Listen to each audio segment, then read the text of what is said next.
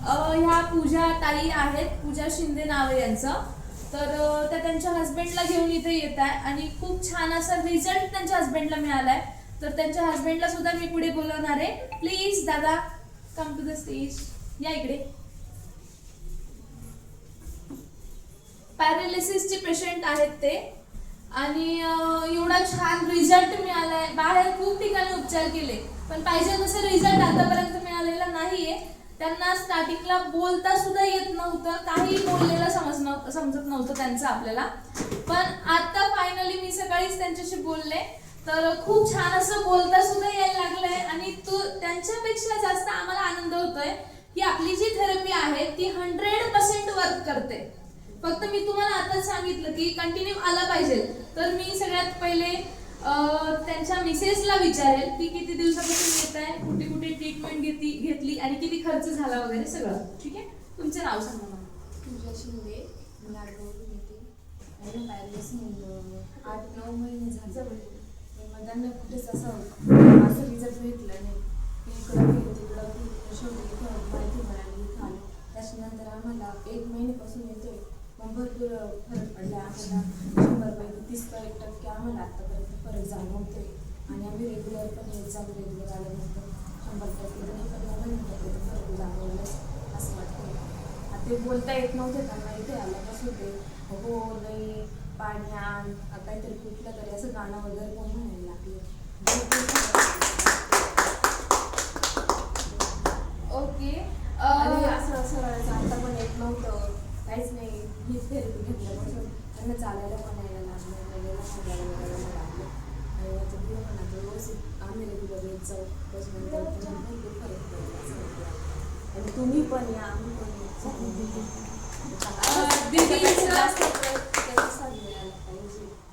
खरं तर ना एक सांगायचं म्हटलं तर आहे ना, एक व्यक्ती आजारी असतो घरातला. तुम्ही तुमच्या लाईफ मध्ये सुद्धा अनुभवलं असेल की एक व्यक्ती आजारी असतो पण पूर्ण फॅमिलीची धावपळ होते आणि पूर्ण फॅमिलीला खूप स्ट्रगल करावं लागतं, बरोबर आहे ना.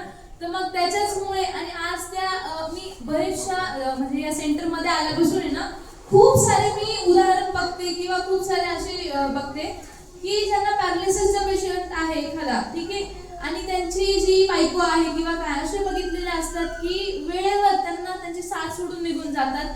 पण या ताईंचं खूप कौतुक वाटतं मला की त्यांच्या मिस्टरांना त्या हात धरून रोज आणतात आणि त्यांची खूप जास्त काळजी घेतात. अशी बायको मिळायला पण तुमचं नशीब खूप चांगलं आहे की एवढ्या याच्यामध्ये सुद्धा साथ देतात. आणि त्यांचे जे काही बाबा आहे म्हणजे वडील आहेत ते सुद्धा आले, त्यांना सुद्धा मी बोलवणार इकडे. प्लीज बाबा इथे या तुम्ही. आणि बाबा सुद्धा सांगतील की त्यांच्यामध्ये काय इम्प्रूव्हमेंट ऍक्शन त्यांना आलेली आहे, इम्प्रूव्ह झालेलं आहे ते सुद्धा बाबा सांगतील. सगळ्यात पहिले मी बाबांना, नमस्ते बाबा, या इकडे. तुमचं मला नाव सांगायचं आहे आणि दादांना आतापर्यंत इथे आणून किती रिझल्ट मिळाला किंवा कसं त्यांच्यामध्ये बदल जाणवतो ते तुम्ही मला सांगायचं.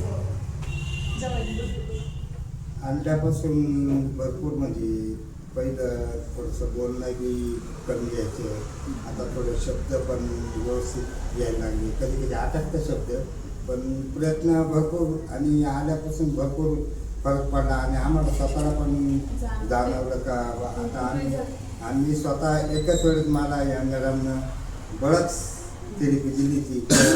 मला म्हणजे खूप म्हणजे असं मोकळं वाटायचं, रिलॅक्स वाटायचं आणि भरपूर म्हणजे खूप आणि अजून चालला पडत. बरं, तुम्हाला मी एक गोष्ट विचारेल की इथे येणारे जे आई बाबा आहेत बाकीचे, तुम्ही त्यांना काय संदेश द्याल?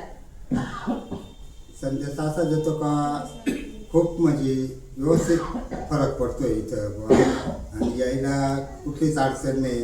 वेळोवेळी थेरपी घेणं, व्यायाम करणं हा म्हणजे इथं खूप म्हणजे अनुभव मिळतो बा असं.